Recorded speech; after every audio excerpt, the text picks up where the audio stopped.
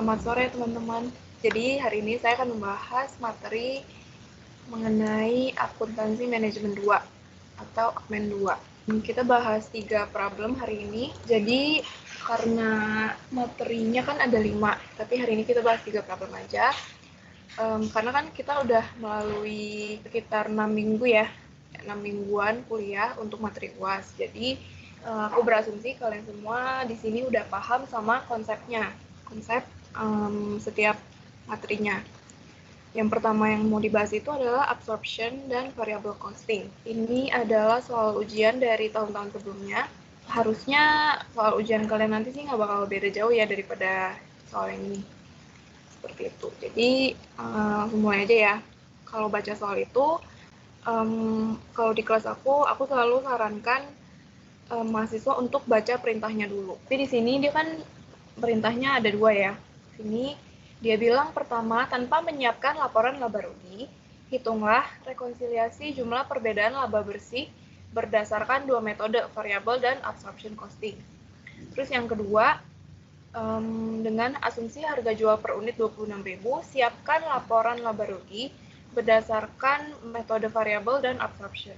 Nah, untuk yang ini karena dia permintaannya seperti ini, tapi aku tetap bahas semuanya aja ya gitu. Jadi kayak biasa tuh yang paling pasti diminta di soal jual per unit 26.000 tuh. Tapi nanti di ujian kalian tetap baca ya perintahnya diminta apa. Kalau yang ini aku kenapa diabaikan perintahnya supaya aku bisa bahas soal ini secara keseluruhan.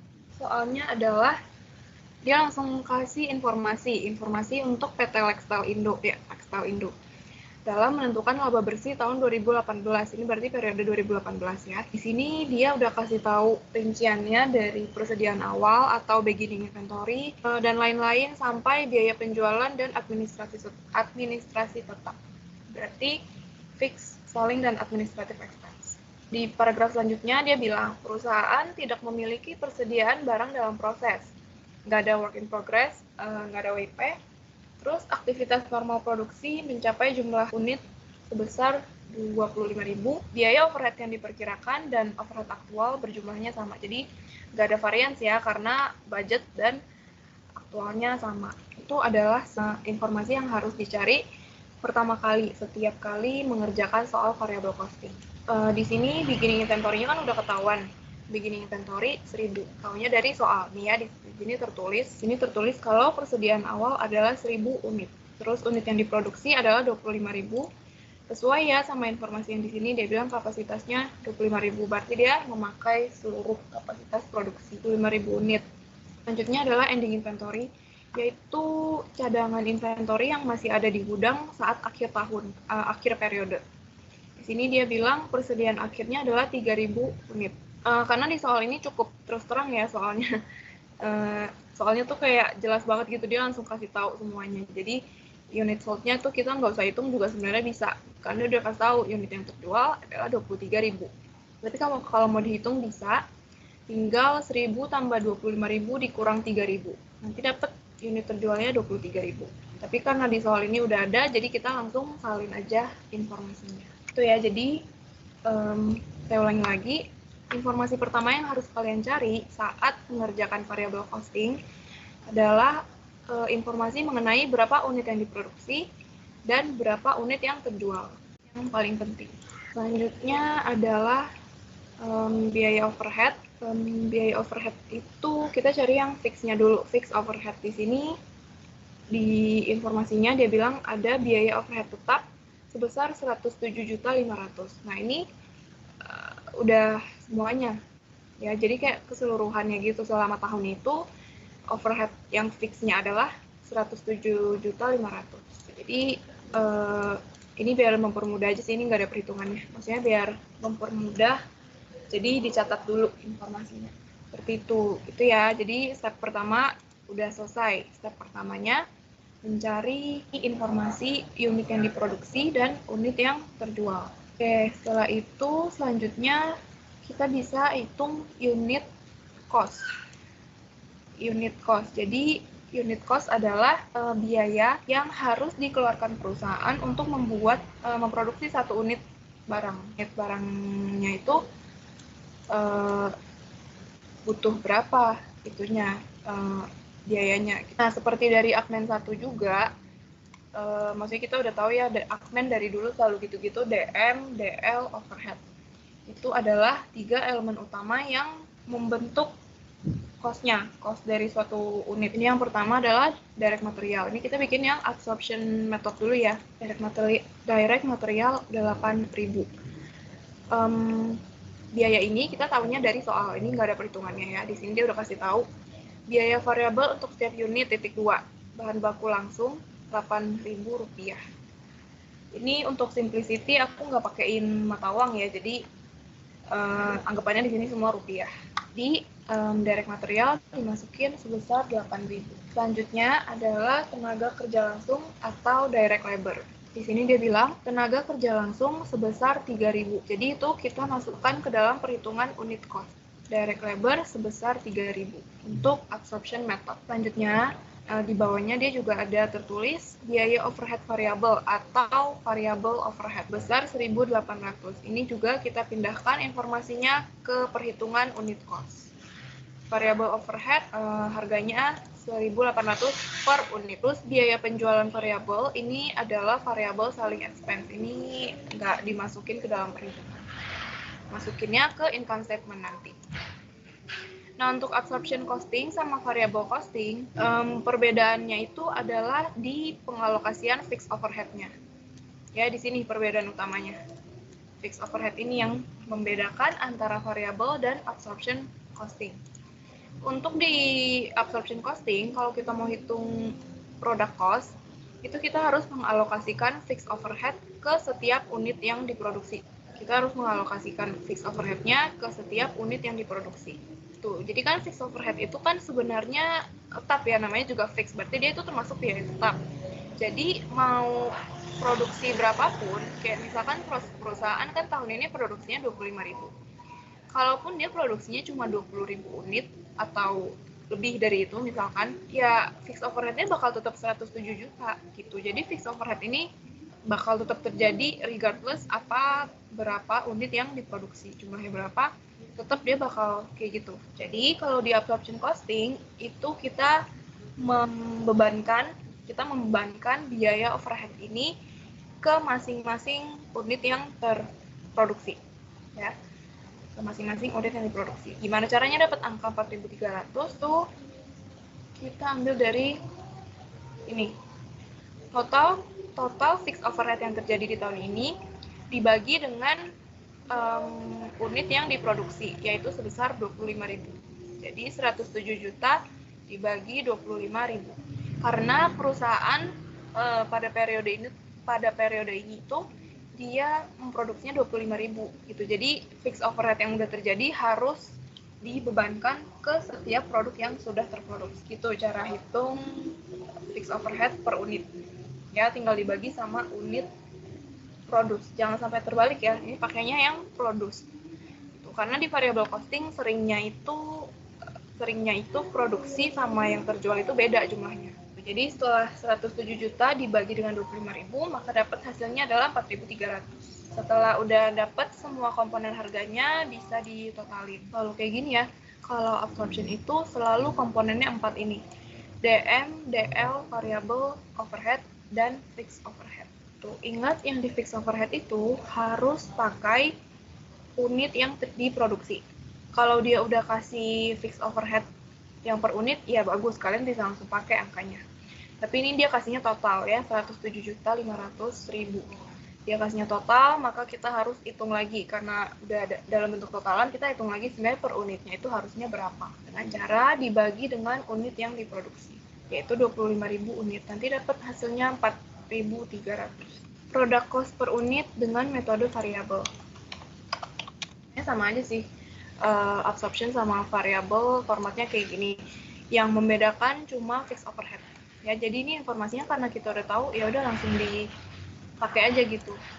Tapi kalau di perintah soal nanti diminta hitung unit cost dengan 2 metode. Kalian tetap mesti tulis dua-duanya kayak gini. Ya, jangan cuma tulis satu terus ntar dipotong di bagian variabel. Oh, ini variabelnya. Maksudnya yang variabel costing gitu. usahakan jangan seperti itu, karena ya kan kita nggak tahu ya, siapa tahu dosen ternyata menilai tulisan yang 2 tabel gini. Variable cost per unit semuanya sama dengan absorption, sumber informasi harganya juga sama. Sumbernya sama, yang harus kita exclude saat memperhitungkan unit cost dari variable costing adalah fixed overhead. Ya, seperti kalian bisa lihat bedanya di sini, fixed overhead itu nggak dimasukkan ke dalam perhitungan variable product cost. Oke, lanjut. Jadi itu ya bedanya absorption costing dan variable costing product cost. Kalau itu product cost variable, fixed overhead-nya nggak boleh di-include, harus dikeluarkan. Seperti itu. Setelah udah dapat ini DM, DL, variable overhead, tinggal ditotalin semuanya. Didapat 8.000 ditambah 3.000 ditambah 1.800 sama dengan 12.800. Kalau kalian ketemu DM di sini 8.000, DL di sini 3.000, berarti udah pasti di sini juga sama gitu. Nggak mungkin beda ya, nggak mungkin beda. Selanjutnya adalah bikin income statement. Income statement untuk 2 metode. Untuk 2018 dengan menggunakan 2 metode, absorption costing dan variable costing. Nanti di ujian tips aku adalah kepala kopnya ini, kop dari laporannya itu ditulis karena biasa ada nilainya ya. Formatnya selalu sama, nama perusahaan paling atas, yang kedua adalah penjelasan mengenai laporan apa yang sedang dibuat, yang ketiga adalah tanggalnya. Jadi ini ya, PT Lextel Indo income statement dengan absorption method for the year ended 31 Desember 2018. Kalau income statement yang absorption costing itu ini tuh yang biasa kita lihat di mata kuliah akuntansi keuangan ya. Absorptionnya tuh maksudnya income statementnya itu kayak gini. Formatnya mirip. Yang pertama di income statement paling atas udah pasti adalah komponen revenue, sales revenue, komponen sales revenue. Dapatnya adalah dari ini ya, di informasi yang nomor 2 paling bawah dengan asumsi harga jual per unit sebesar 26.000. Nah, berarti dari sini kita tahu harga jualnya adalah 26.000. Kita kalikan dengan unit yang terjual. Tadi kita udah hitung ya unit yang terjual, maksudnya udah catat informasinya. Unit sold-nya adalah 23.000. 3.000 dapat dari soal ya, soal udah tulis unit yang terjual 23.000. Gitu. Jadi jangan sampai kebalik ya, kalau hitung alokasi overhead itu harus pakai unit yang diproduksi. Kalau hitung sales revenue harus pakai unit yang terjual. Terjual unitnya itu berbeda, jumlah unitnya itu berbeda. Seperti itu. 26.000 tadi kita kalikan dengan 23.000, maka dapat 8 juta. Setelah dapat sales, seperti income statement biasa juga, selanjutnya kita harus menghitung cost of goods sold. Cost of goods sold ini dapatnya dari, tadi kita udah hitung ya, production cost per unit. Kalau kita bikin income statement dengan metode absorption costing, maka unit cost-nya itu harus pakai yang absorption costing juga. Jadi jangan sampai tertukar ya nanti. Jangan sampai bikin income statement absorption costing tapi pakainya unit cost variable costing. Jadi hasilnya salah. Tuh, karena kita bikin absorption costing income statement, maka unit cost yang dipakai adalah unit cost yang dihitung menggunakan metode absorption yang membebankan fixed overhead, yaitu 17.100. Ini tadi kita udah hitung ya, 17.100 dikalikan dengan unit yang terjual, itu 23.000 unit. 17.100 dikali 23.000 hasilnya adalah 393 juta sekian. Tuh, jangan sampai salah ya, di income statement itu kalau namanya income statement pasti kita selalu pakai unit yang terjual, jangan pakai unit yang diproduksi. Oke, selanjutnya karena udah tahu salesnya, udah tahu cost of goods sold-nya, maka kita bisa menghitung gross profit. Cara hitung gross profit gampang. Salesnya angka sales revenue dikurangi dengan angka cost of goods sold. Di sini juta dikurang 393 juta. Nanti dapat gross profitnya atau laba kotornya adalah 204.700.000. Sales dikurang COGS sama dengan gross profit. Ya, tadi kita udah cari salesnya harga jual 26.000. Terus dikalikan dengan unit yang terjualnya 23.000 unit. Lalu dikurangi dengan cost of goods sold. Tadi unit cost-nya dari absorption method adalah 17.100. Dikalikan dengan unit terjual juga, yaitu 23.000 unit, dapat hasilnya 393 juta. Setelah udah dapat dua komponen ini, maka bisa dicari gross profit-nya, yaitu tinggal diselisihkan aja kedua angkanya, nanti dapat angka gross profit-nya 204.700.000. Selanjutnya adalah komponen income statement selanjutnya, variable selling dan administrative expense. Tadi biaya penjualan variabel di sini udah tertulis ya 4.000 di soal. Biaya penjualan variabel sama dengan 4.000. Ya, jadi kita langsung ambil 1.000, kita kalikan dengan unit yang terjual di sini, yaitu 23.000 unit. 4.000 dikali 23.000. Karena yang terjual adalah 23.000 unit. Hasilnya adalah 92 juta untuk selling expense variable. Selanjutnya adalah komponen fixed selling expense. Tadi kan yang variable selling expense-nya. Kalau ini yang fixed selling expense.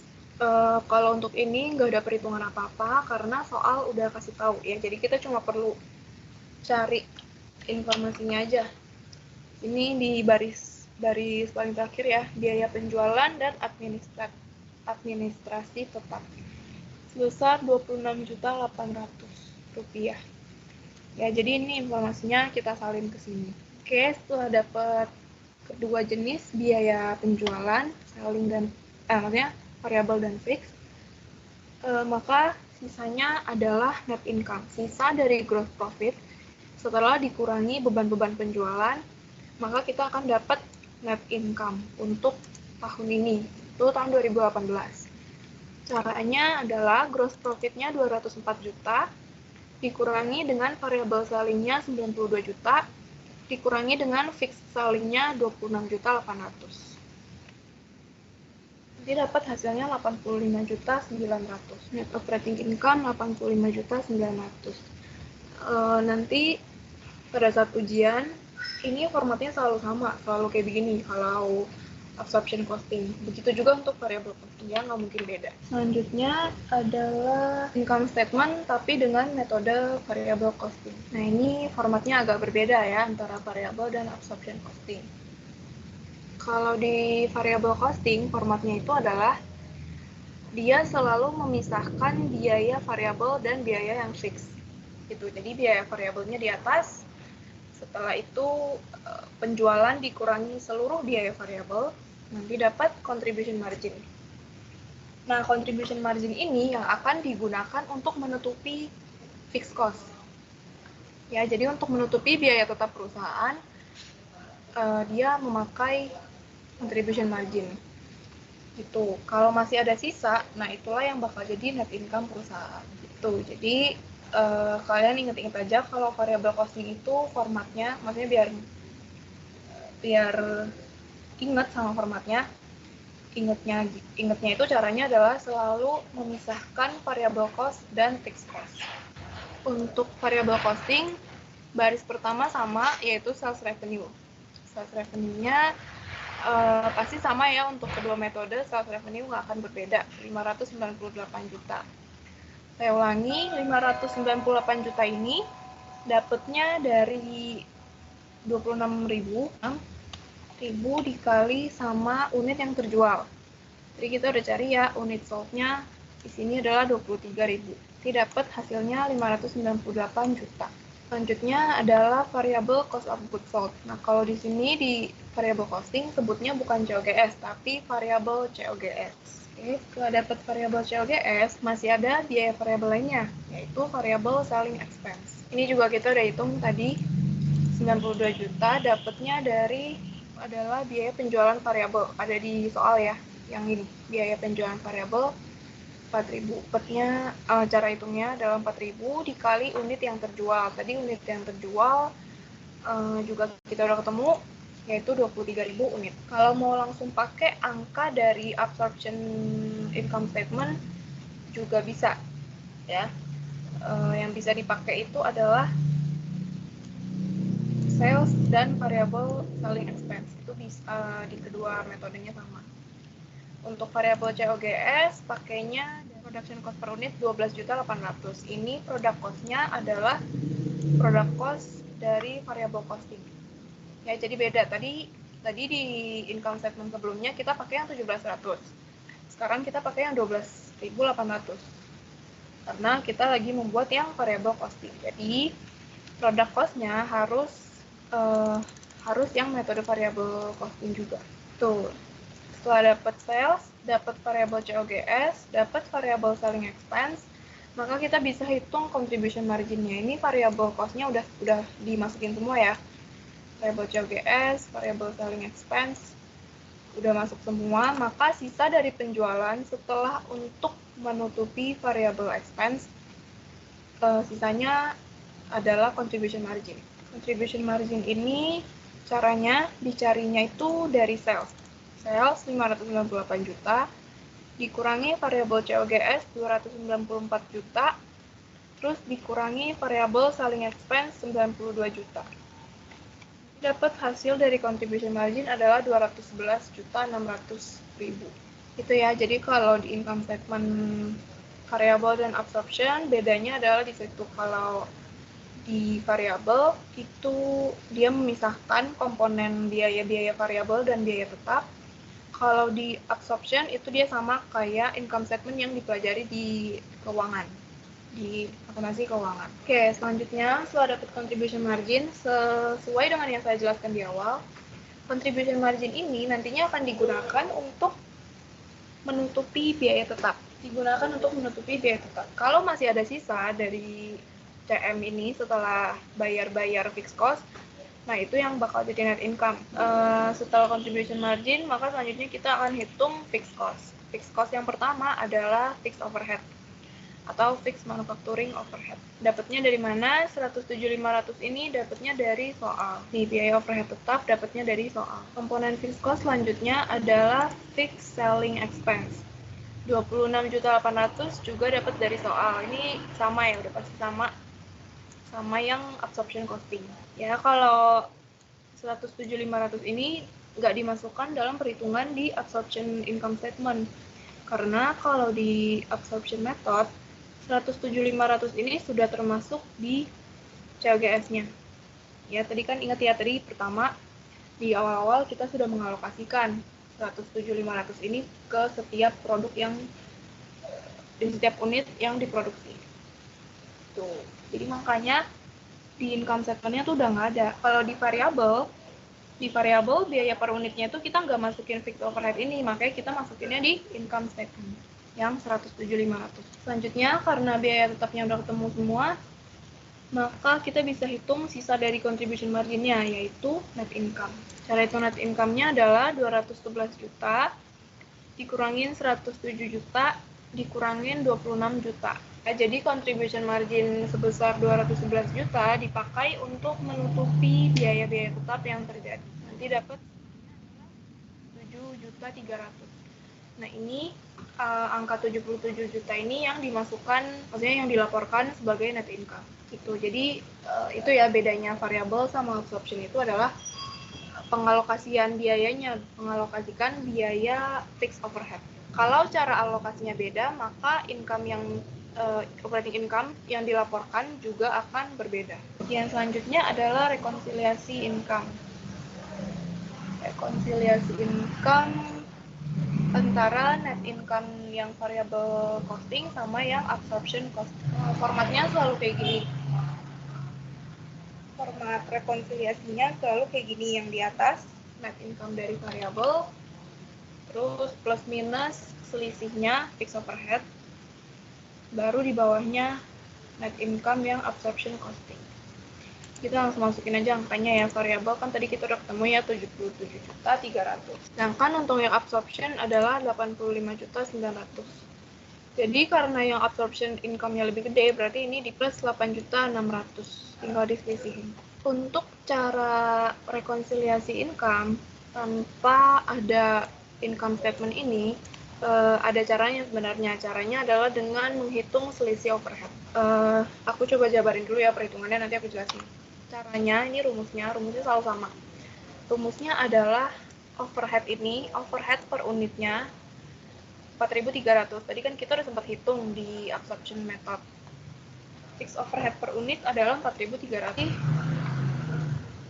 Selisih biaya yang selisih unit yang diproduksi dan selisih biaya. Saya ulangi. 4.300 ini dikalikan dengan selisih antara unit yang diproduksi dengan unit yang terjual. Jadi 25.000 dikurang 23.000 dikalikan dengan fixed overhead per unit. Nanti dapat hasilnya 8.600. 4.300 dikalikan dengan selisih unit terjual dan unit yang diproduksi. Itu cara cari selisih fixed overhead-nya atau rekonsiliasi income-nya tanpa menyiapkan laporan laba rugi. Kalau ini tadi kan kita hitung 8.600 kan dari perbedaan income statement kedua metode ya. 85 juta sama 77 juta, itu bedanya 8.600. Kalau kita nggak mau nyusun, itu bisa juga kita cari perbedaan income-nya dengan cara mencari overhead ini. Overhead per unit dikali unit produce dikurang unit yang terjual, unit satu. Kenapa kayak gitu? Karena logikanya gini, tadi kan kita pertama kan kita tahu nih yang diproduksi adalah 25.000, cuma yang terjual itu hanya 23.000. Sedangkan fixed overhead ini kita masukin ke unit yang diproduksi pada saat menghitung absorption costing product cost. Ya, jadi overhead yang 107 juta ini kita bebankan ke masing-masing unit yang diproduksi. Makanya di sini tuh COGS-nya lebih besar daripada si variabel COGS. Nah, rekonsiliasi itulah, maksudnya perbedaan itulah yang menyebabkan gap antara income di variabel dan income di absorption. Makanya cara carinya gitu. Fixed overhead per unit dikalikan dengan selisih antara unit produksi dan unit terjual. Ini aku masukin dua cara di sini, nanti kalian bisa lihat. Memang sih gampangnya itu langsung dikurangin aja, maksudnya langsung diselisihin aja antara variabel dan absorption income. Cuma kalau diminta tanpa menyiapkan laba rugi, ya kayak gitu caranya. Rumusnya ada di sini. Oke, untuk materi variable costing selesai di sini. Berarti aku lanjut ke decision making. Decision making adalah materi terakhir ya. Decision making di sini soalnya itu tentang make or buy. Ya, karena kan banyak tuh jenisnya decision making. Ada make or buy, keep or drop, special order, dan lainnya. Yang hari ini kita bahas adalah make or buy. Jadi, make or buy itu adalah keputusan perusahaan whether dia itu mau produksi sendiri produknya atau dia beli langsung dari supplier, beli barang jadi. Ya, jadi kalau kasusnya begitu, berarti yang harus kita bandingin dari sisi biaya adalah biaya untuk produksi dan biaya untuk membeli. Ya, konsepnya simple. Mau pilih mana? Mau pilih beli sendiri, maksudnya mau pilih produksi sendiri atau beli dari supplier. Ya, cara milihnya gimana? Cara milihnya kita lihat paling murah yang mana. Kalau lebih murah untuk produksi, maka kita produksi. Kalau lebih murah beli dari supplier, maka kita beli. Gitu. Jadi, decision making itu mudah, ya. Emang kelihatannya rumit sih, soalnya setiap kasus di decision making itu cara hitungnya beda-beda, tapi pokoknya kita pikirin dulu si decision ini gampang gitu, jadi biar ngerjainnya juga gampang. Di sini soalnya ini soal UAS tahun lalu ya, tapi UASnya itu UAS international class, jadi soalnya bahasa Inggris, tapi harusnya nggak masalah ya, karena kan buku cetak kita juga rata-rata bahasa Inggris. Di sini ceritanya adalah tentang Samsung yang memproduksi spare part komputer ya. Di sini dia bilang spare part komponen dari suatu komputer. Dikasih informasi untuk memproduksi spare partnya, terus dikasih juga pembagian fixed cost-nya, terus dikasih tahu juga informasi tentang supplier offer. Supplier offer itu penawaran dari suppliernya, harga yang ditawarkan oleh suppliernya. Jadi kalau dia mau beli 16.000, kalau dia mau produksi 18.500 nih ya, di sini 18.500. Tapi analisisnya nggak segampang itu. Kita kalau mau lihat itu doang bisa 18.500 sama 16.000, ya lebih baik 16.000 lah, tinggal beli gitu kan.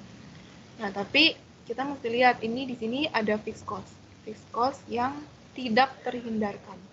Meskipun dia beli 16.000, tapi tetap dia harus bayar fixed cost, unavoidable cost. Jadi tidak semudah melihat antara 18.500 dan 16.000. Oke, di sini required-nya atau perintahnya adalah dia tanya harusnya itu lebih baiknya si Samsung itu beli dari supplier atau produk sendiri. Terus kedua, ada opportunity cost nih. Kalau fasilitasnya tidak digunakan untuk produksi spare part, fasilitas ini bisa disewakan per 40 juta per tahun. Tuh, jadi ada pertimbangan baru ya di nomor 2, di perintah nomor 2 ini ada pertimbangan baru, yaitu biaya sewa ini. Oke, langsung ya ke perhitungannya. Pertama adalah direct material sebesar 450 juta. Dapatnya dari mana?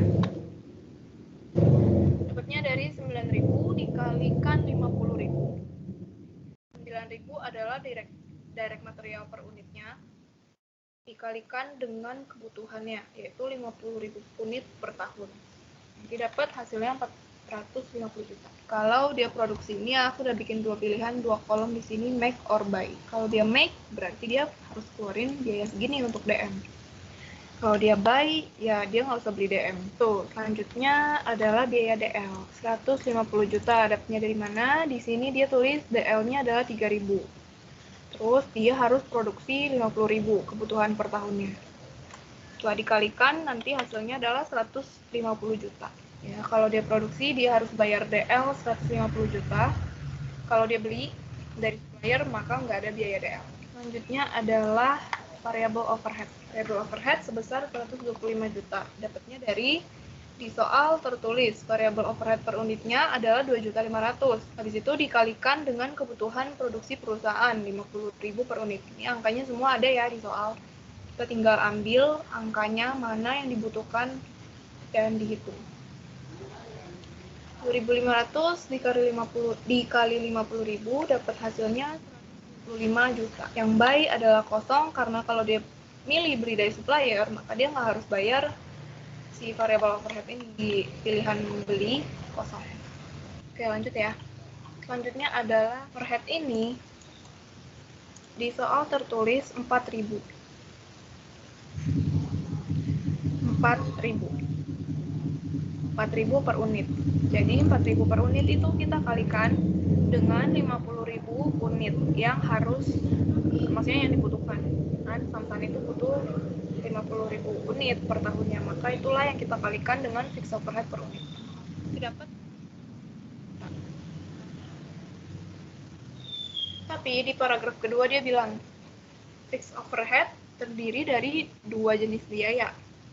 1/4 dari fixed overhead adalah direct fixed overhead atau biaya tetap langsung. Biaya tetap langsung seperti sewa mesin dan gaji supervisor. Sisanya berarti 3/4 ya, karena kan dia bilang 1/4-nya itu yang direct fixed cost. Sisanya berarti 3/4 adalah common fixed overhead. Common fixed overhead. Maksudnya kalau common fixed overhead itu gimana? Kita udah mengenal ya, aku berasumsi kalian semua udah mengenal common fixed cost atau common fixed overhead di materi segmen reporting. Common fixed overhead itu adalah biaya tetap yang gak bisa ditelusuri, jadi bakal tetap ada. Gitu, meskipun perusahaan memilih untuk membeli dari supplier, ini biayanya tuh tetap bakal ada.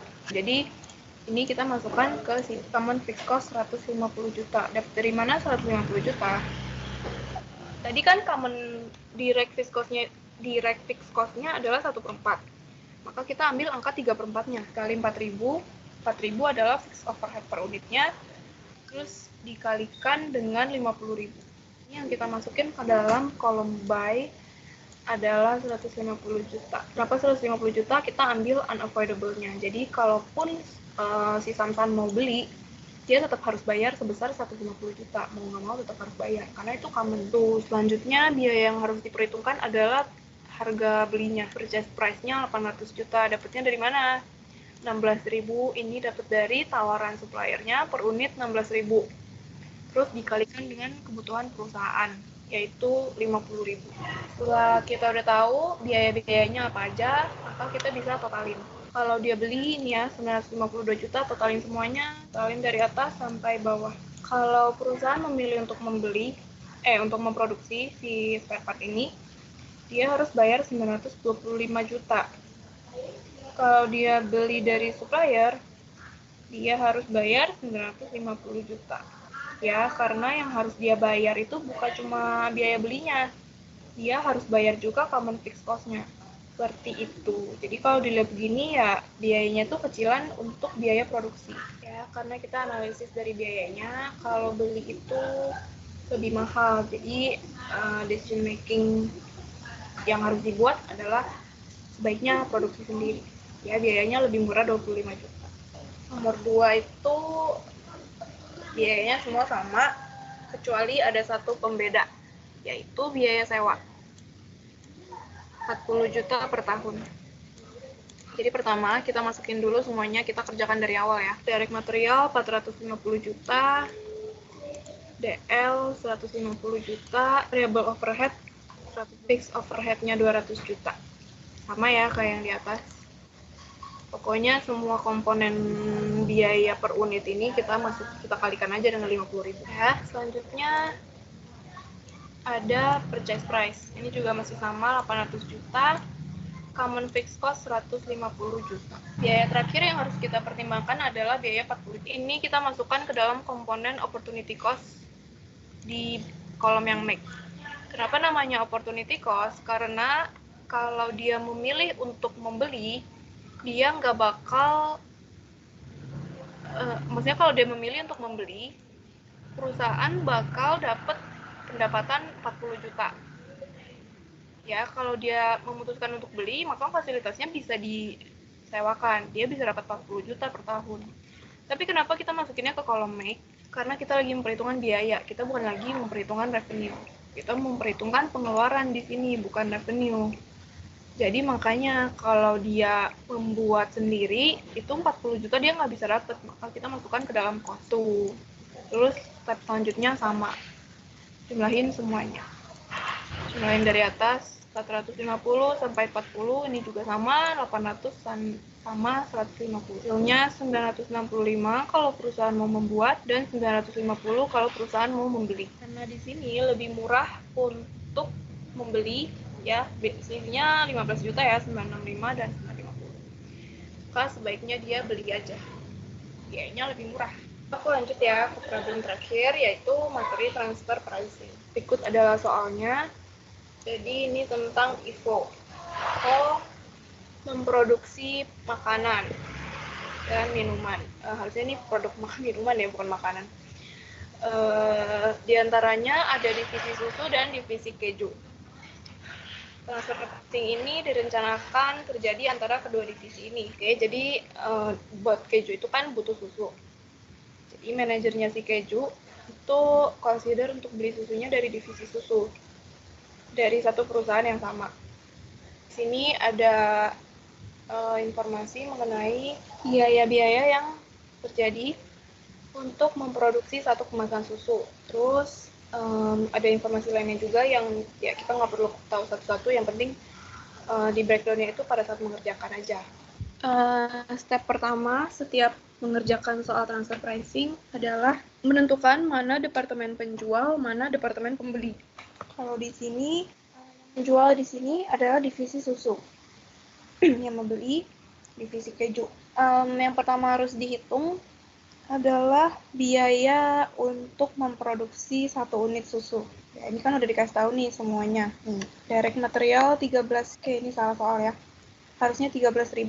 Terus ada direct labor 10.000. Ada variable overhead 5.000 dan packaging expense-nya. Atau variable selling expense juga bisa. Di sini dia langsung kasih tahu biaya untuk packagingnya 7.000. Jadi dimasukin semuanya, lalu ditotalin. 13.000 sampai 7.000 semua ditotalin, dapat hasilnya 35.000. Setelah ketemu variabel cost, selanjutnya adalah biaya variabel yang dapat dihindari jika terjadi transaksi internal. Ini informasinya dari mana? Informasinya dari paragraf kedua. Nih, kalimat terakhir. Jika divisi susu hendak menjual kepada divisi keju, maka biaya packaging dapat hilang seluruhnya. Ya, jadi kalau dia jual ke maksudnya divisi sebelah perusahaannya sama, ya nggak usah repot-repot pakai packaging, langsung aja gitu. Jadi informasinya kita tulis di sini. Ini adalah demand departemen keju adalah 500 liter itu dapatnya dari divisi keju membutuhkan 500 liter susu untuk produksi tahun ini. Itu berarti demand dia ya 500 liter. Selanjutnya informasi yang harus dicatat adalah harga jual divisi susu. Konsumer yang lain itu berapa harganya? Normalnya berapa? Di sini di kalimat ini dia ada bilang juga divisi susu menjual kemasan susu dengan harga 38.000 per liter. Jadi aku sarankan setiap mengerjakan transfer pricing biaya ini, maksudnya informasi-informasi ini dulu yang dicari. Selanjutnya adalah maximum acceptable transfer price.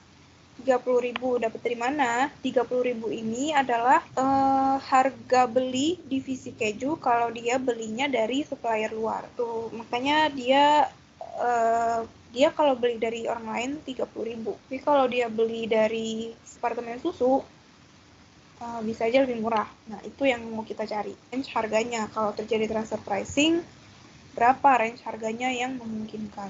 Setelah informasinya udah ketemu semua, kita bisa lanjut ke perhitungan yang sesungguhnya, yaitu perhitungan range transfer pricing-nya. Di sini ada 3 case. Case-nya 3. Pertama, yang nomor A, kemungkinan yang akan terjadi itu seluruh susu yang diproduksi divisi susu habis terjual. Yang kedua, hanya setengah dari produksi habis terjual. Yang ketiga, hanya 70% produksi susu yang terjual. Produksinya berapa? Di sini dia ditulis. Divisi susu memproduksi 1.200 liter susu. Yang pertamanya formatnya adalah idle capacity. Idle capacity atau unit yang gagal terjual. Ini kan case pertama. Case pertama dia bilang seluruh susu yang diproduksi itu habis terjual, maka nggak ada idle capacity, nggak ada kapasitas yang nganggur, nggak ada barang nganggur, semuanya habis terjual. Informasi kedua yang harus dicari adalah yang demand-nya si departemen keju. Demand-nya 500 ya, required for transfer pricing. Demand-nya 500 nih ya, tadi kita udah cari demand-nya 500. Selanjutnya, setelah dapat idle dan demand, kita bisa hitung units to be sacrificed. Ini berapa unit yang harus dikorbankan. Kalau dia mau menjual, kalau si keju mau kalau si susu mau jual ke keju, dia harus mengorbankan 500 unit untuk dijual karena si keju butuhnya 500. Tuh, makanya yang harus di-sacrifice atau harus dikorbankan adalah 500. Pada kasus ini, kasus saat semua barangnya terjual. Selanjutnya adalah minimum acceptable transfer pricing. Cara hitungnya, yang pertama, kita hitung dulu total variable cost-nya dikurang total variable cost-nya dikurang biaya yang bisa dihindari atau avoidable cost. Jadi kita udah hitung total variable cost-nya 35.000, terus dikurangi biaya packaging 7.000. Jadi dapat hasilnya 28.000. Setelah itu ditambahkan dengan cara hitung yang ini. Pertama, total variable cost-nya yaitu 35.000 dikurangkan diselisihkan dengan harga jualnya. Jadi kita hitung dulu contribution margin-nya itu berapa. Contribution margin didapatnya dari harga jual dikurang variable cost. Ini 38.000 dikurang 35.000. Setelah dapat contribution margin, baru kita kalikan dengan unit sacrifice dibagi units required atau dibagi demand-nya si keju. Nanti dapat angkanya adalah 3.000. Setelah itu dijumlahkan 28 ditambah 3.000 adalah 31.000. Angka 31.000 ini minimum acceptable transfer pricing. Kita bandingkan dengan apa? Bandingkan dengan maksimalnya. Ini kan kita dapat minimumnya. Kita bandingkan dengan maksimal 30.000. 30.000 maksimal adalah ini harga beli dari supplier luar. Gimana cara baca range-nya? Cara baca range-nya itu pertama minimalnya 31.000. Ini kan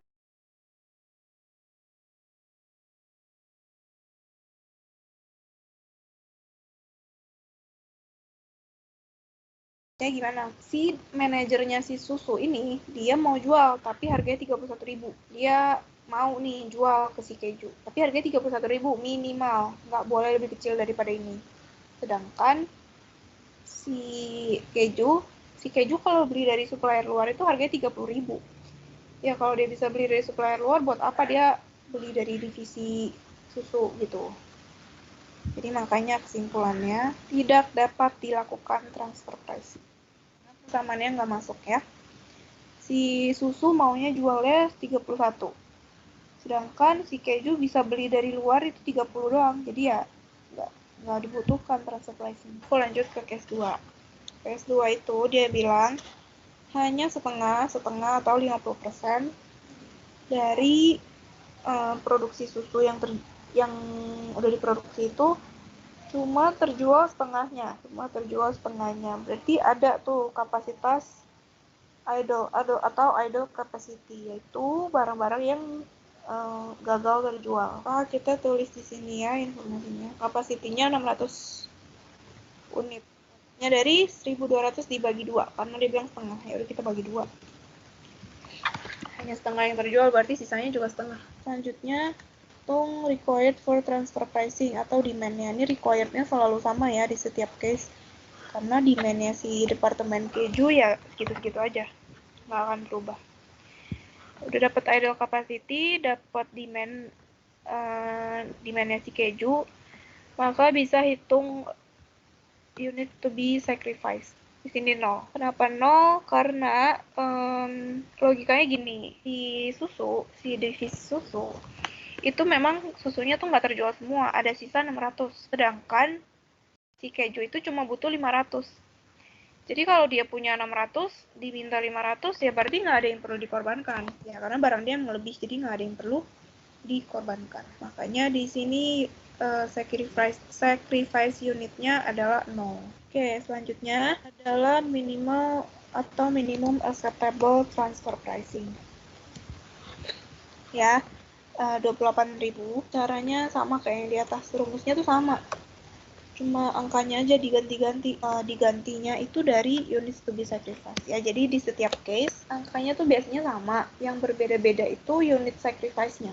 Sama 35.000 total variable cost dikurangi variable cost yang bisa dihindari kalau terjadi transfer pricing, yaitu 7.000. Jadi 35 kurang 7 sama dengan 28.000. Jadi juga caranya sama. Cari dulu contribution margin, yaitu selling price dikurangi variable cost, baru dikalikan dengan unit sacrifice dibagi required atau demand-nya. Kalau unit sacrifice-nya 0, berarti ini mau berapapun hitungan variable cost dan lain-lain itu hasilnya udah pasti 0, karena ada dikali 0. Jadi hasilnya pasti 0. Jadi ini sebenarnya nggak usah dihitung juga nggak masalah.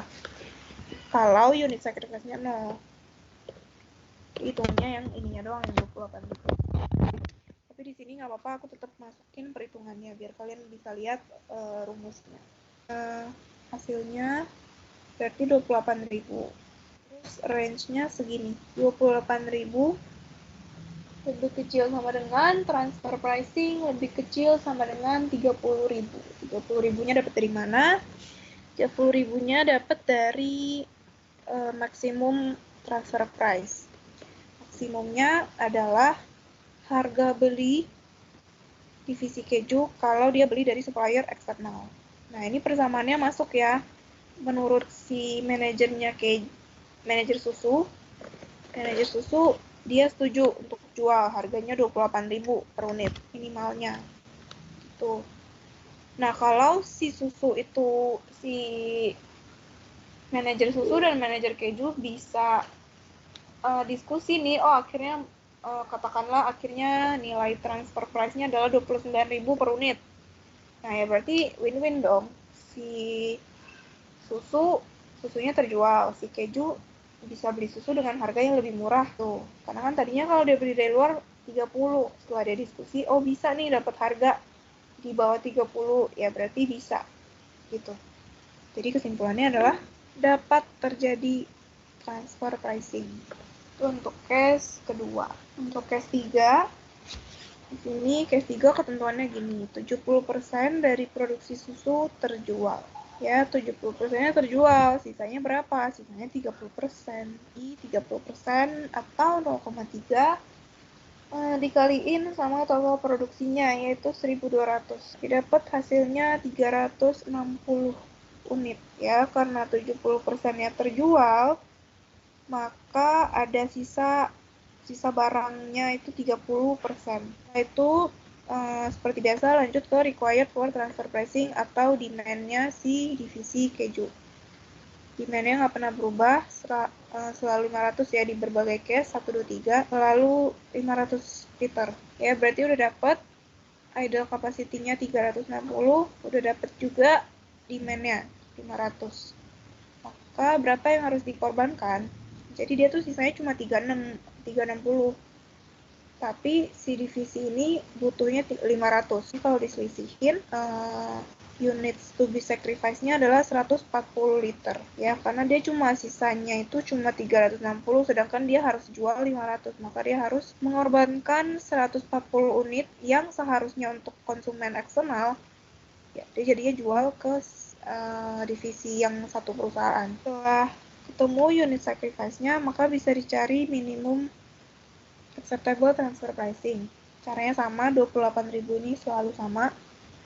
Diselisihkan variable cost-nya, dikurangin dengan avoidable cost, yaitu biaya variabel yang bisa dihindari kalau terjadi transfer price. 35 dikurang 7 sama dengan 8.000. 28.000. Selanjutnya adalah yang ini. Caranya yang pertama rumusnya sama, contribution margin-nya dulu dicari. Caranya harga jualnya dikurangin variable cost, 38 dikurangi 35.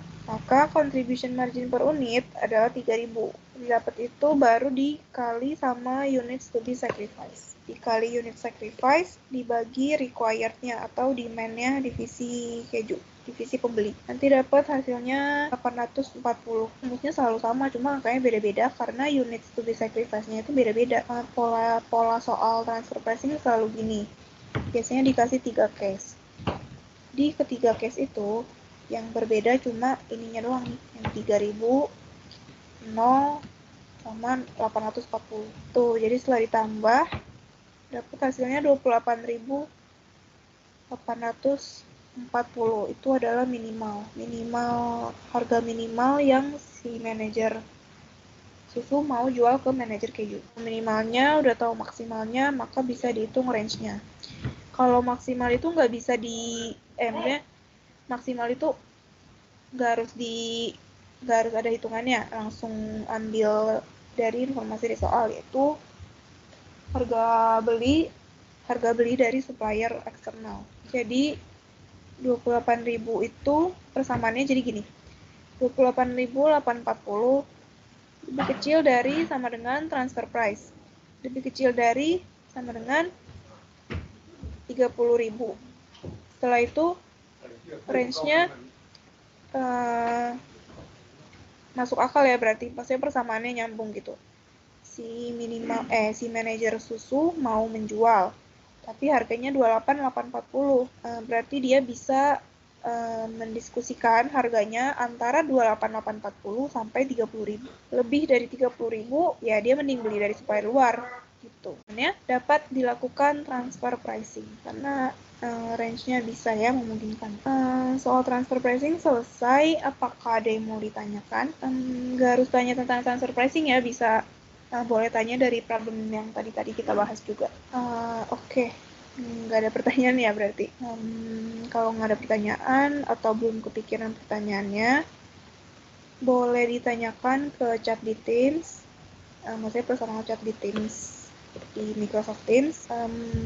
Kalau begitu udah selesai ya bahasan 3 problem ini. Di materi lain yaitu segment reporting dan CVP analysis, ya boleh dipelajari sendiri. Paling itu aja sih. Nah, terus semangat untuk teman-teman dalam menghadapi UAS Akmen 2 dan Lab Akmen 2. Semoga lancar, terus semangat belajarnya dan stay safe. Thank you semua yang udah hadir.